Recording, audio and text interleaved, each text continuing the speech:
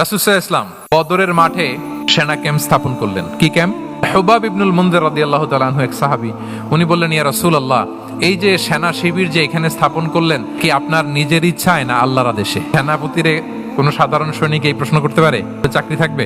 রাসূল সাল্লাল্লাহু আলাইহি ওয়াসাল্লামের কাছে সাহস নিয়ে আল হুবাব ইবনুল মুনজির বলে, ইয়া রাসূলুল্লাহ, এই যে সেনা শিবির স্থাপন করলেন, এটা কি আপনার ইচ্ছায় নাকি এটা ওয়াহী? রাসূল সাল্লাল্লাহু আলাইহি ওয়াসাল্লাম বললেন, না, এটা ওয়াহী না, ওয়াহী না, বাল হুয়া রাই ওয়াল হারব ওয়াল মাকিদা, না, এটা যুদ্ধের কৌশল হিসেবে আমি করি। হুবাব ইবনুল মুনজির বললেন, ইয়া রাসূলুল্লাহ, তাহলে সঠিক জায়গায় সেনা ক্যাম্প স্থাপন হয় নাই। তাকিয়ে বলতেছেন যে আপনি যেখানে করছেন ওখানে ঠিক হয় না ইয়া রাসূলুল্লাহ, আপনি অভয় দিলে আমি বলতে পারি কোথায় ঠিক হবে। রাসূল সাল্লাল্লাহু আলাইহি ওয়াসাল্লাম বললেন, তাই? আমি যেটা করছি এটা ঠিক হয় নাই, তাহলে কোনটা ঠিক বলো? বললেন, ওই যে বদরে একটা কুয়া আছে যেখানে পানির ব্যবস্থা আছে, ওইটার সামনে ব্যারিকেড দিয়ে আমাদের শিবির দিতে হবে, তাহলে আমরা বদরের কুয়া থেকে পানি খাইতে পারবো, দিন পানি খাবো, আর কাফিররা যুদ্ধে তো মারা যাবে, পানির অভাবে মারা যাবে। রাসূল সাল্লাল্লাহু আলাইহি ওয়াসাল্লাম বললেন, আরে তাই তো, কিন্তু ঠিকই বলেছো, এভাবে তো আমি ভেবে দেখিনি।